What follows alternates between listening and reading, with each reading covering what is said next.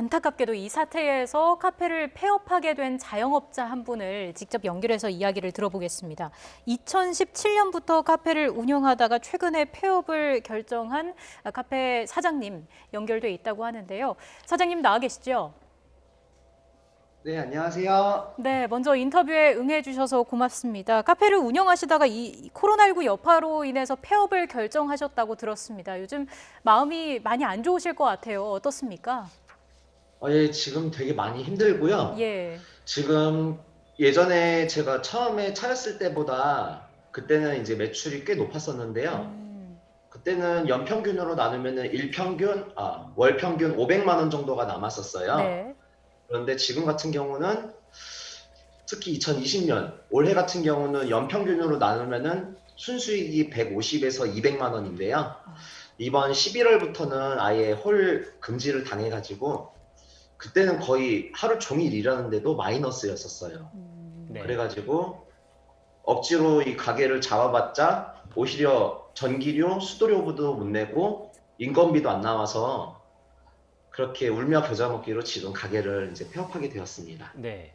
사장님, 그 카페 영업은 언제부터 시작하신 겁니까? 2017년도 7월 31일부터 해서요. 지금 2020년도 12월 19일 그때가 제 생일인데 그때까지 딱 하고 접었었습니다. 네, 음. 횟수로 3년 정도 하신 건데 코로나19 여파가 있기 전까지 카페를 운영하는데 특별한 어려움은 없었습니까? 네, 오히려 이제 17년도 그때 7월부터 해서 그때는 이제 서울에 대학가 앞에서 했었는데요. 그때는 연평균을 나누면은 한 500 정도 나와서 예. 그리고 2018년도에는 그 더 이상이 나왔었거든요. 연평균으로. 음, 그러다가 이제 2019년도에 거기 계약 기간 끝날 때 이제 막 영끌 해가지고 번화가로 나가자 해서 서울 번화가는 좀 비싸서 일산 번화가로 와서 여기서도 2019년도 6월부터 했는데 예. 그때는 매출이 나쁘진 않았거든요. 그러다가 이제 나도 카페 프랜차이즈 설립을 해볼까? 이런 꿈을 안고 하다가 이제 2020년 때 코로나 들어오기 시작해서 이제 서서히 이제 줄어들다가 부득이하게 이제 12월까지 하고 문 닫게 되었습니다. 네. 매출은 줄었지만 또 임대료나 공과금 등 고정비가 있잖아요. 이런 부분은 계속 네. 지출이 됐을 텐데 정부가 네. 자영업자들을 위해서 재난지원금을 지원하지 않았습니까? 이거는 좀 큰 도움이 되던가요? 일단은 일단은 크게 들어온 돈 저는 이제 1차, 2차, 3차 다 재난지원금 받아서 예. 약간 도움은 됐었고요. 얼마 그리고 정도씩 전국민 받으셨습니까? 재난지원금 했을 때 그때도 매출이 잠깐 오르긴 했었어요. 근데 올라봤자 한 3주 정도만 오르고요. 그 이후로는 또다시 돌아가가지고 그리고 어차피 저는 여기 임대료랑 관리비가 매달 250 이상씩 나오기 때문에 그 정도 돈으로는 그냥 잠깐 스쳐 지나갔다가 나가는 돈이라서 오히려 이제 적자가 나더라고요. 네, 잠깐 스쳐 지나가다 나가는 돈이라 말씀하셨는데 앞서 제가 간단하게 네. 질문을 좀 드리긴 했는데 1, 2, 3차 재난지원금 세 차례 걸쳐서 받으셨다고 했잖아요. 그 액수는 얼마 네. 정도 받으신 겁니까? 1차가 제가 1인 세대이기 때문에 40만 원 받았고요. 이제 2차가 그 올해 2020년도 8월 정도에 150만 원 받았고요. 그리고 이제 3차가 얼마 전에 이제 200만 원 이렇게 받았었어요. 네, 돈을 그 지원을 받지 않는 것보다는 낫겠지만 사업을 계속 운영을 계속 이어가기에는 그 네. 액수 자체가 너무 부족했다 이런 말씀이신 거죠? 네, 그때 매출이 제가 이거 적자가 안 나려면은 최소 800만 원 이상이 나야지 그 이상부터는 이제 제 돈이 되는 건데 오히려 매출은 600, 700으로 확 내려갔고요. 특히 2월 27일 아직도 기억하는데 그때 제가 있던 상권의 같은 층에서 확진자가 나와서 그때 일매출이 10만 원, 11만 원 이렇게밖에 안 나왔거든요. 어, 거의 3월 말까지는 그렇게 매출이 한 300만 원, 400만 원으로 줄어가지고 오히려 더 적자가 났었어요. 예. 그 사업이라는 게 사실 시작하는 것도 힘들지만 막상 사업을 접는 데에도 큰 결심이 필요할 것 같거든요. 돈도 그만큼 또 많이 들고요.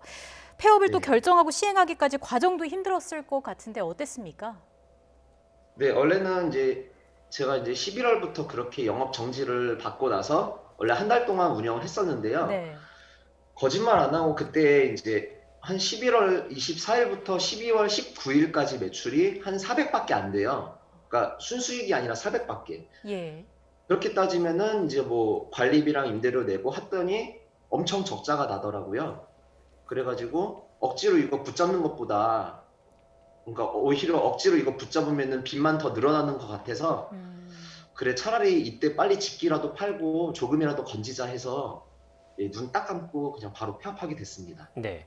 사장님, 그런데 그 보통 상가를 그 운영하기 전에 상가 임대차 계약서를 쓰지 않습니까? 그래서 상가 네. 임대차 계약 기간이 남았을 경우에 그 건물에 네. 그 건물에서 그 건물을 사용할 수 있는 권리는 있는 거지 않습니까? 아직 계약 기간이 남아 네. 있는 겁니까?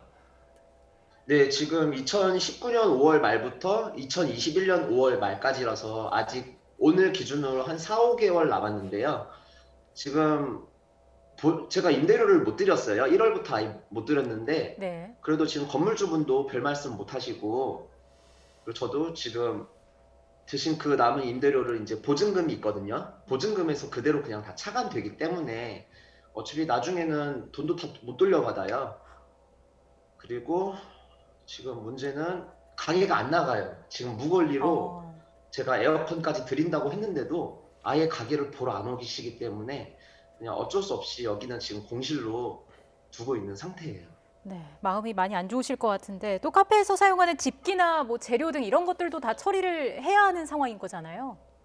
네. 그거를 안 그래도 지금 이제 인터넷 포털에다가 그 이제 매입 업체들 한 10군데를 전화를 돌렸거든요. 네. 그런데 거기서 제가 기억하기엔 한 7군데 정도는 지금 아예 매입을 안 한대요. 거기서는 뭐 지금 특히 카페 같은 경우는 폐업을 많이 하기 때문에 아예 집기조차 매입 안 하시고요. 예. 그나마 한 3군데, 4군데는 거의 터무니없는 가격, 고철 가격으로 말씀하시길래 아, 알겠습니다 하고 그냥 제가 직접 중고거래 사이트가 있어요. 예. 거기에다가 직접 연락해서 직거래로 해서 제가 샀던 가격의 한 3분의 1 가격으로 겨우 팔고 있어요. 네. 사장님, 마지막으로 말씀하시던 중에 그 많이 안타깝게 생각되는 부분이 있어서 추가로 질문을 좀 드리면 앞서 말씀하실 때 임대차 계약 기간이 남아 있어서 임대료는 건물주에게 내야 되는 거지 않습니까? 그런데 이 네. 상가는 공실로 있는 상태에서 임대료를 당장 내지는 못하지만 결국은 계약 기간이 끝나고 나갈 때 보증금에서 그 임대료를 못 낸 것만큼 까인다고 말씀을 하셨잖아요. 지금 이 순간 정부에서도 이렇게 자영업자분들에 대한 어려움을 충분히 알고 있고 여러 지원 대책을 강구하고 있는 것으로 알고 있는데 어떤 도움이 가장 필요하다고 보십니까? 일단은 제일 큰 거는 뭐 코로나 잡는 게 제일 큰 거고요. 그 다음으로는 제가 지금 부가세를 또 내야 되더라고요. 지금 폐업하면서 이제 저희 세무사한테 연락을 했더니 특히 1월 25일 날 부가세 그리고 5월 말에도 종합소득세 또 이게 좀 나온다고 하시길래 차라리 그런 세금 지원이나 또는 건물주분들한테도 어느 정도 이제 임대료에 대한 세금 감면을 좀 해주셔서 그렇게 추가적으로 나가는 금액이라도 좀 막아줬으면 좋겠습니다. 네, 알겠습니다. 아무래도 폐업한 상황에서 현재 가장 부담스러운 부분은 임대료와 세금 관련된 부분인데 이 부분에 대해서 정부가 좀 배려를 해줬으면 좋겠다라는 말씀이셨던 것 같습니다. 지금까지 윤준영 사장님과 함께 관련된 이야기 나눴습니다. 사장님 오늘 말씀 고맙습니다. 네, 감사합니다.